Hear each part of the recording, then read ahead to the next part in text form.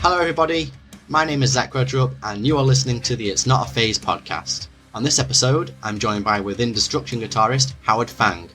We talk all about their latest album Lotus, touring across 19 different countries in less than a year, their decision to go down a more metalcore direction, working with Lil Lotus, their anime and manga influences, keeping things DIY and loads more. Now, if you enjoyed this or any other episode of the podcast and you want to show your support, there's a few ways that you can do that. Number one, leave a rating and review wherever you're listening to this. It takes just a few seconds and it really does help. Number two, share this on your social media, whether that be Instagram, Twitter, Facebook, wherever. Or number three, if you want to go the extra mile, you can pay a little bit each month to join the Patreon, and in return you'll get access to episodes early along with some other perks, or you can pick up some merch from the store. All the links to that and the podcast socials where you can follow us can be found at itsnotaphase.co.uk. That's itsnotaphase.co.uk. And now with all that out of the way, let's jump right into this week's episode of It's Not a Phase. What's up everybody? Thank you for joining me on this episode of It's Not a Phase, where I'm joined by Howard Fang, who is the guitarist for Within Destruction. How you doing, dude? Good, man. Finally back home after like 8 months of consistent touring. It's really nice to be able to have this, downtime, but at the same time, I'm also very excited to get back out there. Yeah, dude, doing pretty well. Yeah.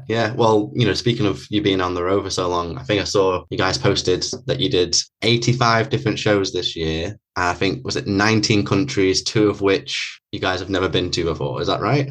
Yep, that's correct. I think this year has been the most extensive touring year that the band's ever done and that I have ever done. Yeah. So yeah, it's quite the experience. Really, like when the world opened up, finally, I think we just wanted to take this opportunity to be able to finally tour Yokai. And also we were just super down with touring as much as possible, kind of getting all the 2 years of waiting and angst like out there. So yeah, dude, it was a lot. It was a lot of shows this year, but I think we all enjoyed it.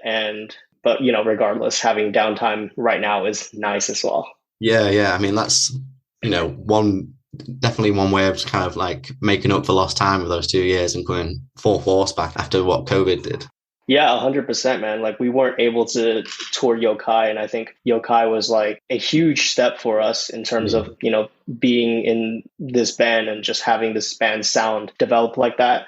And not being able to tour that felt like a pretty big blow. However, I think we're all still very grateful that we're able to, at the end of that cycle, still kind of tour that a little bit. So yeah, super grateful to have done that. But yes, it is a lot, and it is pretty exhausting.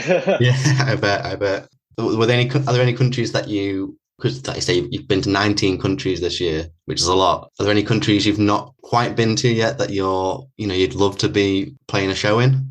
Yeah, man. I think I'd really like to go to like the Northern European countries like Sweden, Finland, Denmark, just because I don't think we've ever been there. And I'm curious to see what that's like and what the crowd there is like. Just from what I heard or just like what I see, a lot of really good bands come out of there, but like also a lot of like really true bands. So like a lot of black metal and a lot of like the more traditional styles. So I'm curious to see what that's like when a band like us rocks up with, like trap beats and EDM parts and rapping and whatnot. But man, I'd love to go to that part of the world.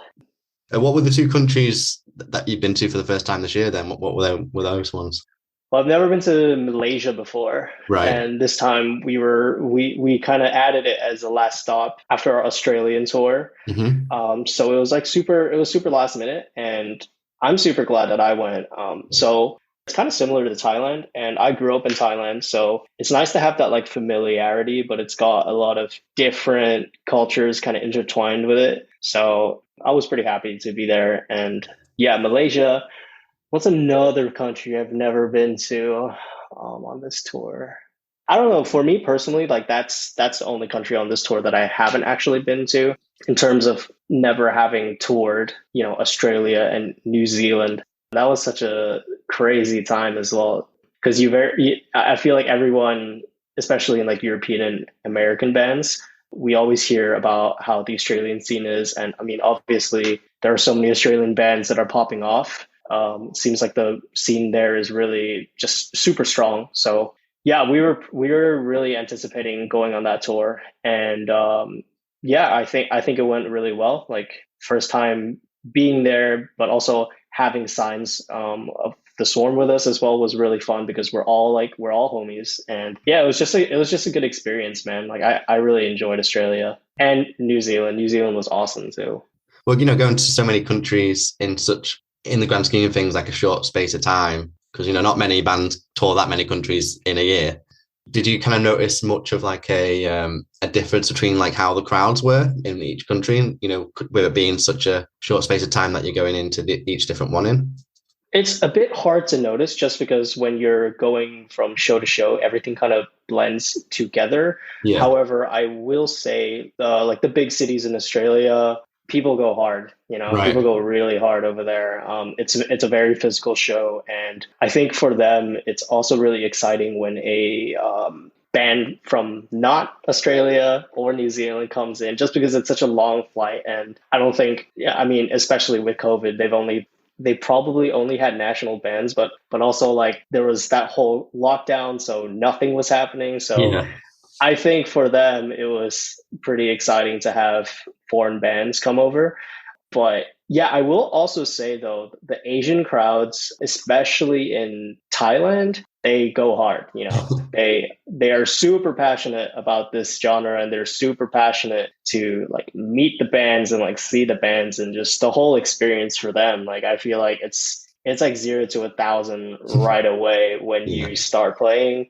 So yeah, those are the main two things that I've noticed on this tour. Everything else is it's all kind of blending in together. I will say, I will be completely honest, because Yeah, I bet. it's been just so many dates. Yeah, yeah. And I guess like, like we were kind of saying before the interview started, it's kind of like the tour bus is your home. So the only thing that's kind of changing is the settings once you step outside, and then, you do your shows and stuff like that. Yeah, and it's not to say that I don't try to be present in the moment in each city, each country that we're in, because I'm still very grateful to be able to be there and Yeah. to be able to do what we're doing at these different places, Yeah, yeah.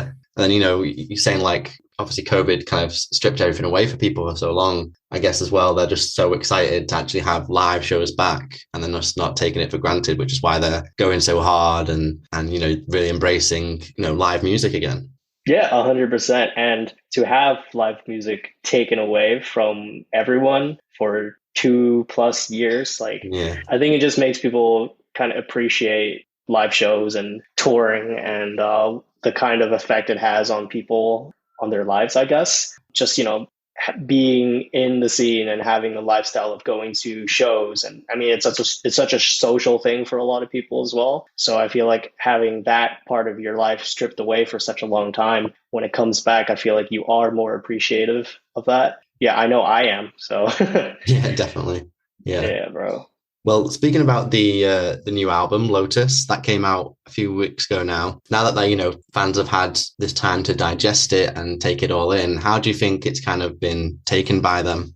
I think that people are really enjoying it, and just looking at the overall reception, like comments on what people are saying, I think people are really starting to accept and get into the direction that we want to go. It's such a drastic difference from, when we released Yokai, because I mean, granted, going from Death Wish to Yokai is going from, I don't know, two completely different styles and sounds. So of course, people who are all about the true slamming deathcore, that kind of sound, they might feel a little alienated by that move. However, from Yokai to Lotus, it's just kind of like the logical next step in our progression. And so I feel like people have kind of settled into that sound. And Lotus, we basically are just taking the elements that we like from Yokai and pushing that even further, making poppier styles and like kind of, huge choruses, the kind of stuff that we like, and just taking it to another level. And yeah, I think people are really, really like receptive of Lotus. So Yeah. I'm pretty happy about that. Yeah, well, I've seen some of the reception to it. Like, obviously you've had like millions of streams already, which is amazing. I think on the debut week of its release, it's hit a few Billboard charts, which is also amazing. And, no doubt that's brought an influx of new fans to you guys who either didn't quite like the sound pre-Yokai or maybe even didn't know who you guys were. I mean, I can just imagine that's such an amazing and gratifying achievement for you guys. Yeah, 100%. I feel like this is also a good opportunity for us to reach new fans because, yeah, you're right. Like deathcore and slam and, the more niche genres, it's hard. It's hard for people to get into. And while we're able to produce an album like Yokai and Lotus that has more digestible elements, it's nice because I feel like if people are able to get into that and then maybe they'll discover, oh, the guitars are sick. Like I like the way the drums and the bass work in this kind of sound. What else have these guys done, and like what other bands are like them? Yeah, I just feel like making stuff that's more mainstream and more digestible for people while still retaining heavy elements, because I would say that Lotus is still heavy, it's still a heavy sounding album. I think that's just good because it just like widens, like it just creates like a larger door for people to get into genres that are heavier. So yeah, man, 100%. And I guess it also opens doors for you in terms of, different kind of sounds and styles you can dabble with because, as much as I like, deathcore, slam metal, all that kind of stuff, you do kind of have these boundaries that are set. Whereas, now you've got, clean vocals, you've got these metalcore bits, you've got these trap and hip hop influences, you're pulling from all these different corners, which means in future records, it's not going to be like a shock to the system for bands that's like, well, they've done this before. They're just kind of pushing it into a further direction, which I guess is kind of evidenced from Yokai to Lotus. Yeah, man, 100%. I actually think our fans are pretty open-minded. I would say generally people who like stick with us are into different styles of music and they can appreciate, experimentation or like innovations in a band's sound and direction. So I'm really grateful for that because I feel like it's still like a good like support base that we have. And regardless, at the end of the day, I think we're gonna do whatever we want to do creatively, just because it's like more fun for us. We want to do stuff that's fun. And I don't know, that I feel like that keeps us motivated and keeps us driven. Otherwise, I feel like I would be burning out if I was writing the same thing that we just released or something like that. I always want to be pushing stuff, pushing new boundaries and limits. Yeah, and it comes across genuine as well if you're writing what you want to write and perform. Whereas if you just kept writing, I don't know, Yokai over and over again, or you kept doing Death Wish over and over again, it's just like I say, it's not fun for you guys, and that will translate to the fans. Exactly. Yeah. I mean, you can't please everyone, Yeah. Like I think as artists, it's probably more important to do what you want to do and express yourself the way that you want to express yourself. Otherwise, like what's the fun in that? And this is your first album where you guys are like officially a trio now, is that right? Yeah, that's right. Yeah. Did that kind of change the dynamic at all in terms of when you were writing and putting together Lotus? I would say the writing process from Yokai to Lotus is still quite similar. Right. I mean, previously we had Francesco, who contributed quite a bit to Yokai as well. But now I feel like with Lotus, it was really nice because I felt like I had 100% like creative control over what we wanted to do. So when I'm writing, like I'll just go for it, and if I like it, I'll send it in, and if they like it, it's in. You know what I mean? And like maybe we'll adjust it here and there to fit other parts of the song or like try new things, but it's kind of like a free for all. And that's what I really liked about being in a three piece, because I feel like all of us see eye to eye on what we want music wise. So it was really easy actually writing Lotus. I think we had a great team as well. We were working with Federico Ascari from Italy, who does the post productions and some of the like effects and the synths. And having his ear on it is also super. It made the process so much more, streamlined. And also just having Jeff Dunn mix it, super super sick. Like, yeah, it was like a really smooth process, I would say. Right. So I would say like the dynamic in terms of like having a three piece and a four piece has not really changed that much. Obviously, when you're playing live, you have more space. So you got to be a little more physical, right? I feel like I have to kind of, Swing your be guitar around a walking bit around more. a lot.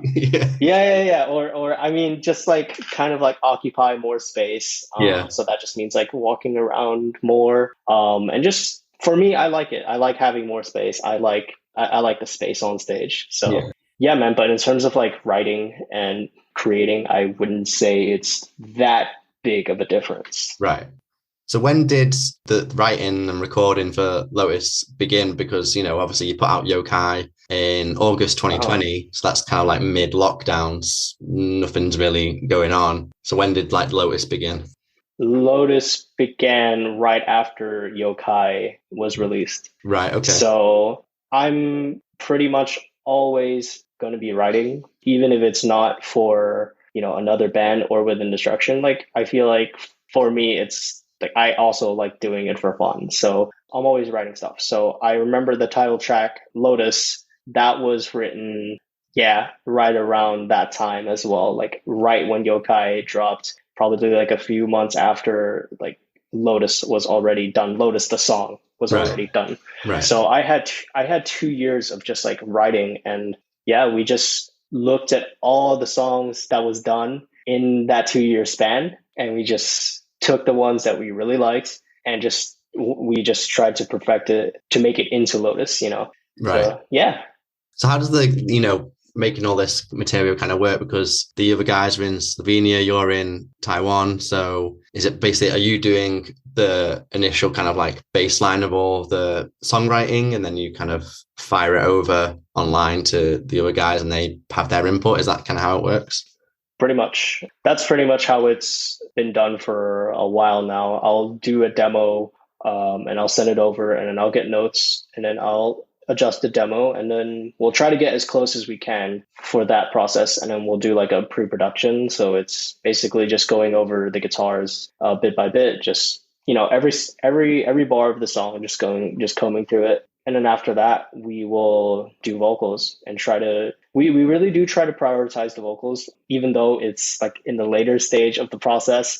I'm willing to change stuff instrumentally in order to, if there's like a great vocal line that we want to use or like a certain phrasing, but maybe like rhythms are clashing, I will change the rhythm because I'm always going to prioritize, how the vocals flow, because that is kind of the centerpiece of the song, right? Yeah. So I work with Rock with that, and that's pretty much it, dude. Like, Right. Okay. it's pretty much it.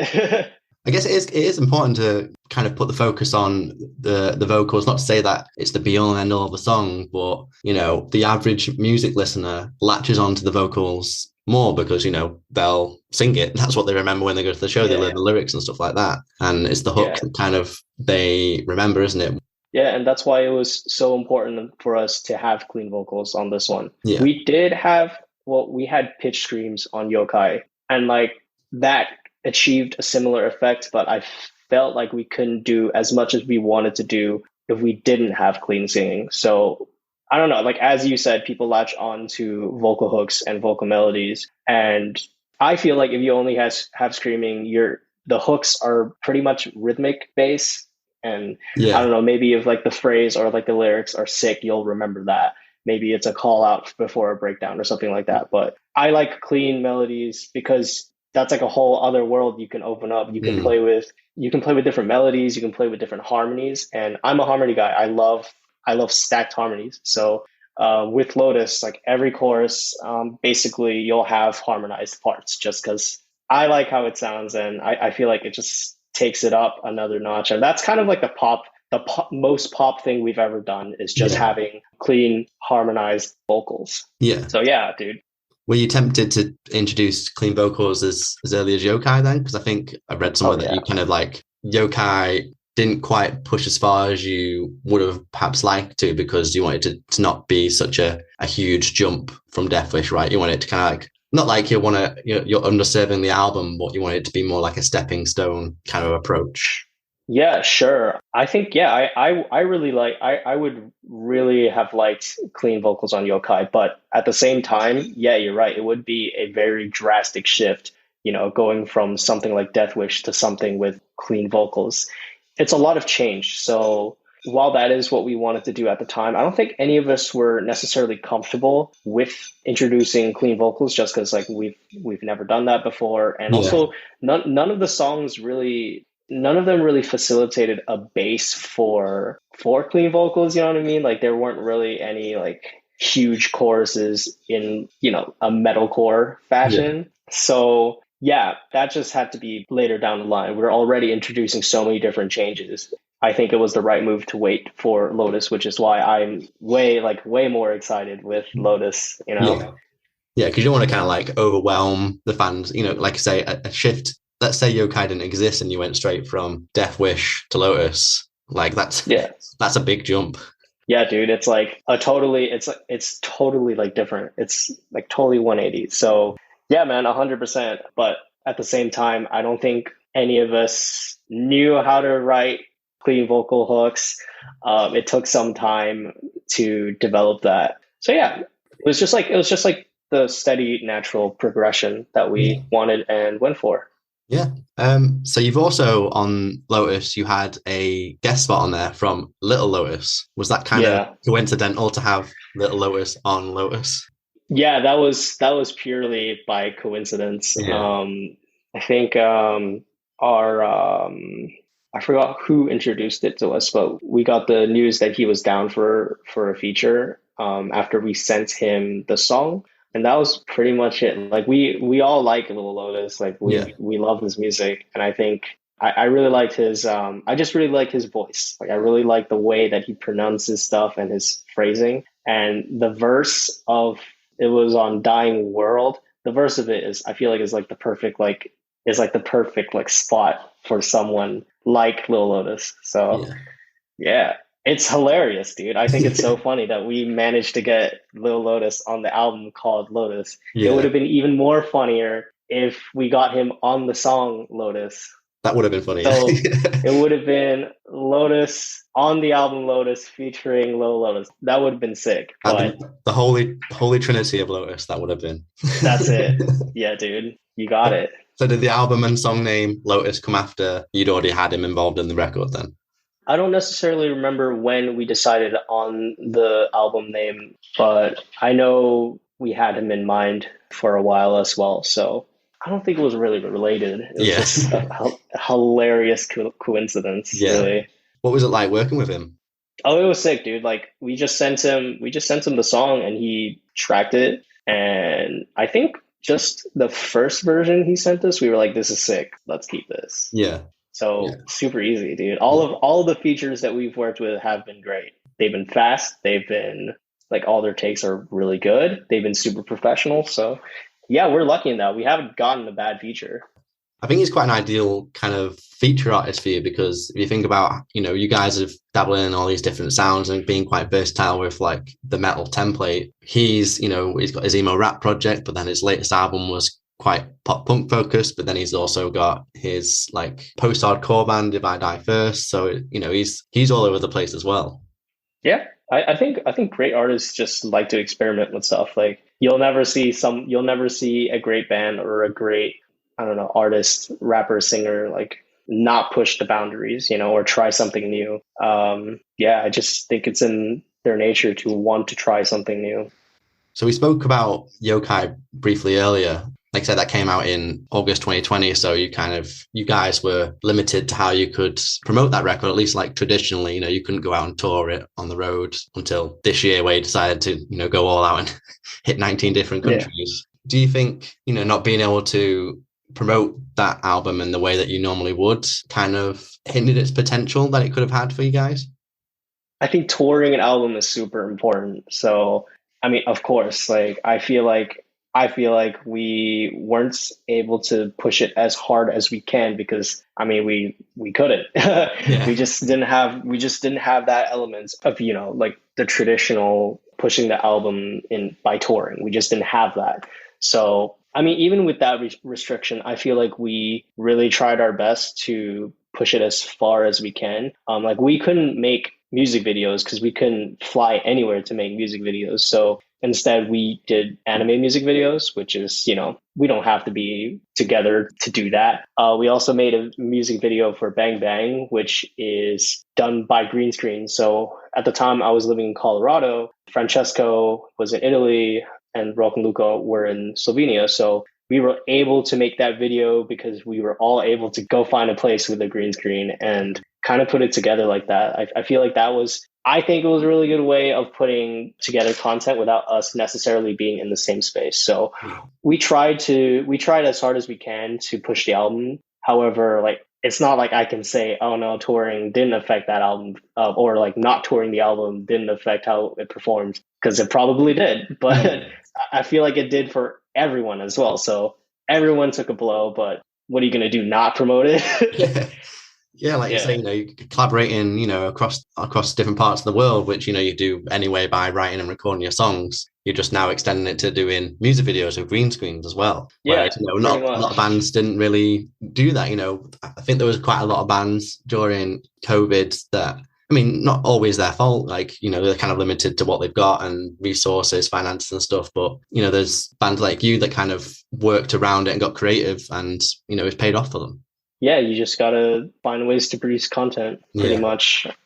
And on Kai, we mentioned it before, when you guys first started like dabbling in hip hop and trap elements and going down a more melodic route and, kind of really stepping away from the slam metal kind of sound that the band originated in. How have those shifts kind of translated live for you guys? I mean, especially on these like, more metalcore hooks, I just imagine they're far more like exhilarating live because you've got this crowd kind of like shouting the words back at you.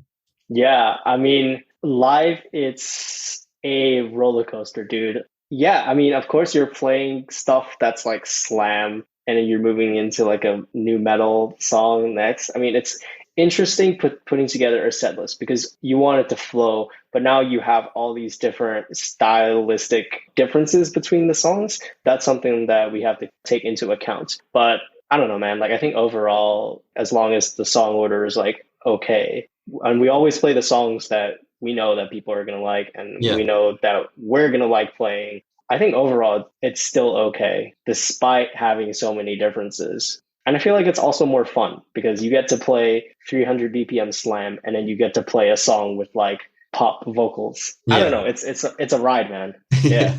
Yeah, and I guess, you've got like quite a few records of material to play with now. Like you say, putting a set list together, I guess can be a bit fun for you guys because you can kind of like mix it up, and we're going to put this like really heavy song here, but now we're going to put some pop melodies into this next song, and it just like shakes things up a little bit for you guys. Yeah, totally. A more diverse set list for sure. And across these two records, you guys have also branded yourself a bit more aesthetically with, the artwork and even like the songs with like anime and manga. And I think, is it in No Way Out, you've got a Demon Slayer sample, and then in Survival, there's a Dragon Ball sample as well. How did the idea of, bringing that, aesthetic kind of and branding, I guess you could call it, into Within Destruction? Dude, I think Roke and Luca, I think they just love anime and they love just that culture. So I think it was just like for us, we really liked the aesthetic. We liked the animations, and I think the music and the, like anime go together really well. So I don't know, we just really went for it. It's just kind of finding and like developing an aesthetic that we really like. Granted, I think even when we were in Death Wish, like they were already producing like merch with Japanese lettering, or like there's a Death Wish shirt that we made. The color scheme is kind of that like old school Godzilla like poster with the yellow and like the really vibrant yellow and red put it together.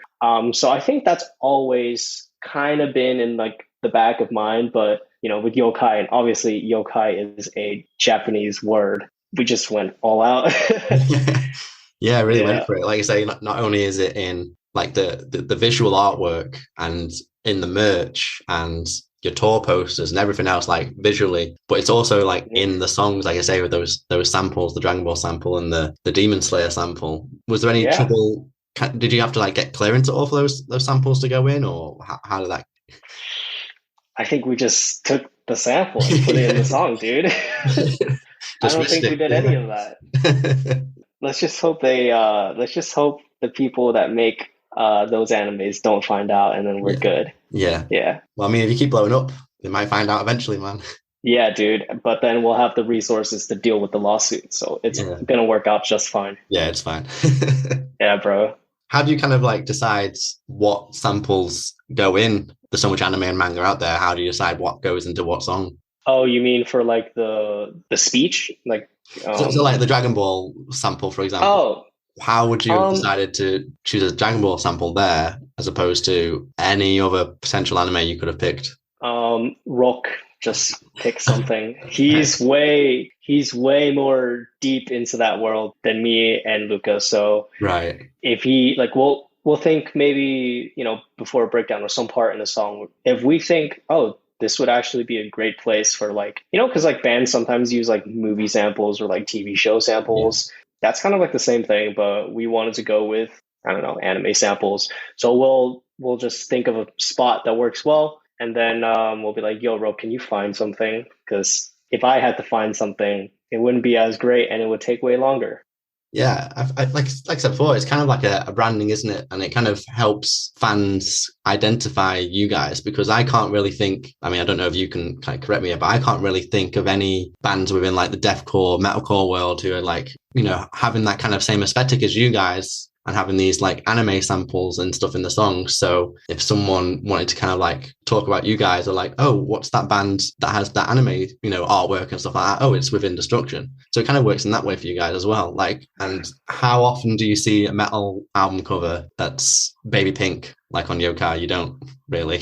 Yeah, I know, dude. That's like I love the color choices that we go with. Pink, purple, dude, like I mean those are my favorite colors, like aesthetically. Yeah, it's different, but I still think it's hard. Yeah. Yeah, 100%. And that Lotus cover as well, like just because it's kind of like CGI looking, isn't it, with the woman holding the lotus flower. Yeah. You don't really see that in metal in terms of album covers very often. Yeah, I think we draw a lot of inspiration from, different genres. So K-pop, J-pop, we will see something that's like aesthetically pleasing and we'll be like, oh man, would this work well with us, like with our direction? So yeah, we're all kind of on the lookout for different subcultures, different cultures, and whatever is inspirational for us, like that stays with us. And then when it's time to do something, we're like, oh, I remember seeing this album cover, or I remember seeing this specific look.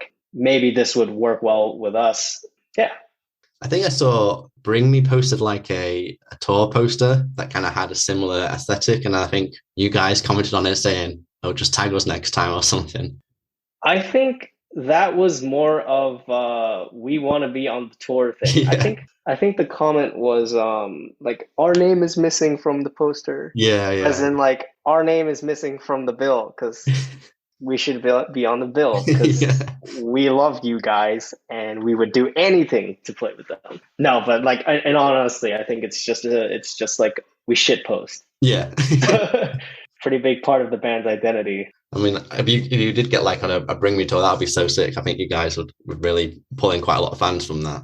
Yeah, dude, that would be the dream. They're like my favorite band. So Yeah, yeah. Like we were saying earlier, bands innovating and stuff. They're kind of like a template of that. Like there used to be this yeah, deathcore band that got bottled because they were supporting Killswitch Engage, and now they're one of the biggest modern metal bands in the world. dude, 100%. Like they're such an inspiration for us in terms of like, their willingness to try new things, and they're just like unapologetically doing what they want to do. And it's not like I think there's a difference between doing stuff that you want to do and just like going for a trend. I really think that they never cared about like being like the most trendy band, being like having this certain sound because this certain sound is popular. I think they just wanted to do what they wanted to do. And in turn, they are now the ones like setting the trends. Yeah, So it's super, super sick. And I love Bring Me the Horizon. yeah. And just think about how many bands now are still trying to recreate the Sempiternal sound, and not what that came out in like 2012, I think, maybe 2013, Yeah. something like that. Yeah, exactly. And while so many bands are trying to do that sound, they're like already they're gone. They're doing Yeah, something else. You know yeah. what I mean? doing all these kind of sound changes. That's kind of like what you guys are doing as well. Like you say, from Death Wish to Yokai to Lotus. I mean, who knows what the next album's going to bring? Yeah, I mean, I wouldn't compare us to Bring Me the Horizon, like, but because they're a god tier band, and we're working on it. But yeah, They were dude, working like on it at one 100%. point, man. They were working at one point, so Yeah, dude, but 100%, like just going for what you want to do, yeah, super important. yeah. And yeah. And in the spirit of kind of keeping things like DIY with you guys, you put the album out on your own label, Ultra Heavy Records. How's keeping like some things in house like faring for you guys? Like, 'cause I imagine that's quite a lot of work. Doing what a label would need to do, as well as being a band, writing the songs, promoting the songs, and everything else that comes with that.